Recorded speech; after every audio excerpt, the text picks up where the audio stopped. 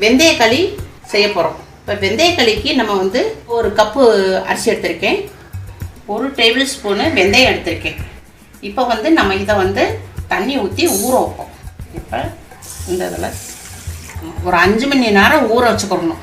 இப்போ நம்ம 5 மணி நேரம் ஊற வச்சுருந்தோம்ல, அரிசியும் வெந்தயம் நல்லா ஊறிடுச்சு. 1 ஸ்பூன் வெந்தயம் போட்டேலப்பா, அதில் இந்த இது ஊறி நல்லா பாருங்கள், நல்லா ஊறி நல்லா வந்திருக்கு. அப்போ நம்மளுக்கு மிக்சியில் அடிக்கிறதுக்கு ஈஸியாக இருக்கும். நம்ம அதை வந்து மிக்சியில் போடுறோம். இந்த வெந்தயத்தையும் அதோடு சேர்த்து ஊற்றிக்கிறோம். இப்போ கொஞ்சம் நம்ம தண்ணி ஊற்றிக்கிறோம். இப்போ நம்ம இதை வந்து மிக்சியில் அடிக்க போகிறோம். அடித்து வெந்தயக்களி கிண்ட போகிறோம். வந்து நல்லா அரைச்சிட்டோம், நல்லா மைய அரைஞ்சிருச்சு. இந்த அளவுக்கு வர அளவுக்கு நல்லா மைய ஆகிற அளவுக்கு அடிச்சுக்கோங்க, சரியாப்பா? இப்போ வந்து இதை வந்து நம்ம களி கிண்டுவோம். இப்போ அடுப்பை ஆன் பண்ணியிருக்கேன்ப்பா. இப்போ ஒரு மண் கடாய் வச்சுருக்கேன். இப்போ வந்து தண்ணி ஊற்றுறோம். இப்போ நம்ம இந்த அளவு கிளாஸில் 2 கிளாஸ் தண்ணி ஊற்றிக்கிறோம். தண்ணி ஊற்றினா தான் அந்த களி கிண்டுறதுக்கு சரியாக வரும். வேகணும்ல அரிசி, அதனால் 2 கிளாஸ் தண்ணி ஊற்றிருக்கு. இப்போ நான் இதை வந்து ஊற்ற போகிறேன், கிண்ட போகிறேன். கைவிடாமல் அப்படியே கிண்டிக்கிட்டே இருக்கணும். கைவிடாமல் கிண்டிக்கிட்டே இருந்தால் தான் நம்மளுக்கு அது வந்து கட்டி சேராமல் இருக்கும், இல்லாட்டா கட்டி சேர்ந்துக்கிறோம். பிராய்லர் கோழி, இப்போ முட்டை, இதெல்லாம் நம்ம சாப்பிட்டுக்கிட்டு இருக்கோம்ல, அப்போ அதில் வந்து நமக்கு வந்து உடம்புல வந்து ஹீட் ஏறிக்கிறது. இப்போ இப்படி வாரத்துக்கு ஒரு நாள் ஞாயிற்றுக்கிழமையும் அப்போ நம்ம இருக்கும் அதை காலையில் எந்திரிச்சோடனே இதை கிண்டி வெறும் வயத்தில் நம்ம நல்லெண்ணெயும் சர்க்கரையும் கலந்து சாப்பிட்டா அவ்வளோ குளிர்ச்சியாக இருக்கும் உடம்பு. எங்கள் அம்மா எனக்கு கிண்டி தருவாங்க, நானும் என் பசங்களுக்கு கிண்டி தருவேன். அப்பா கண்ணெல்லாம் நமக்கே நம்ம தெரியும், நல்ல கண்ணெல்லாம் நல்ல குளுமையாக நல்ல அவ்வளோ ஒரு இதாக இருக்கும். பார்த்தீங்களா, எல்லாம் ஒன்று சேர்ந்து வந்துருச்சு பார்த்தீங்களா? பக்கம் அந்த கட்டி மட்டும் ஒரு விட்டு கூட இல்லை. கேஸ் வந்து நான் ஃபில்லில் தான் வச்சுருக்கேன், இன்னும் ஸ்லோலாம் பண்ணலை.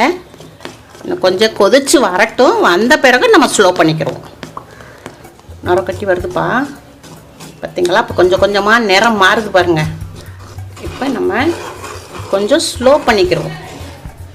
ஹையில் இருந்ததை கொஞ்சம் ஸ்லோ பண்ணிக்கிறோம். இதுக்கு தேவையான அளவு உப்பு போட்டுக்கிறோம். இப்போ அதையும் சேர்த்து கிண்டணும். நல்லா கெட்டி கொடுத்துட்டு வருது பாருங்க. இப்போ நம்ம நிறமே பார்த்தீங்களா, அந்த வெந்தயோடைய கலர் பாருங்கள் எப்படி இருக்குதுன்னு. கலரு நல்லா அந்த வெந்தயோடைய வாசம் அப்படி வருது. கிண்டமேதே எனக்கு வெந்தயோடைய வாசம் நல்லா வருது. இது நமக்கு வெந்திருக்குன்னு எப்படி நம்ம கண்டுபிடிக்கிறதுனா, நம்ம என்ன செய்கிறோம்னா, பச்சை தண்ணியில் ஒரு கிண்ணத்தில் பச்சை தண்ணியில் கையை முக்கி நம்ம வந்து இப்படி தொட்டு பார்க்கணும். பார்த்தீங்களா, ஒட்டல் இல்லையா? இது ஒட்டுல. அப்போ நம்மளுக்கு வெந்துருச்சு, களி வந்து ரெடி ஆயிடுச்சு. இது வெந்துருச்சுப்பா நல்லா. இப்போ நம்ம ஸ்லோவில் வச்சுருந்த அடுப்பை வந்து ஆஃப் பண்ணிடுவோம்.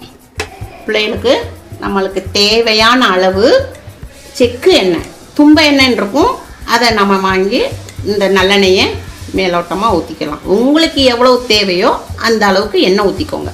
இப்போ நம்ம நாட்டு சக்கரை போட போகிறோம். அதுக்கு மேலே நாட்டு சக்கரை, உங்களுக்கு தேவையான அளவுக்கு நாட்டு சக்கரை சேர்த்துக்கோங்க. இந்த வெந்தயக்களியை வந்து வாரத்துக்கு ஒரு தடவை நம்ம பசங்களுக்கு கிண்டி கொடுத்தா ரொம்ப நல்லது. ஏன்னா பிள்ளைய வந்து ஆஃபீஸில் உட்காந்தே வேலை பார்க்குறாங்க, ஏசி ரூமில். அப்போ உட்காந்து வேலை பார்க்கும்போது அவங்களுக்கு ஹீட் அதிகமாகிடுது. அதனால் இந்த வெந்தயக்களியை நம்ம கிண்டி கொடுத்தோம்னா அவங்களுடைய சூடு தணிச்சிரும். அதனால் நீங்கள் பிள்ளைகளுக்கு கட்டாயமாக நீங்கள் இதை கிண்டி கொடுங்க. இதே மாதிரி உங்கள் வீட்டில் செஞ்சு பாருங்கள். அம்மாவுக்கு லைக் பண்ணுங்கள், ஷேர் பண்ணுங்கள், சப்ஸ்கிரைப் பண்ணுங்கள்.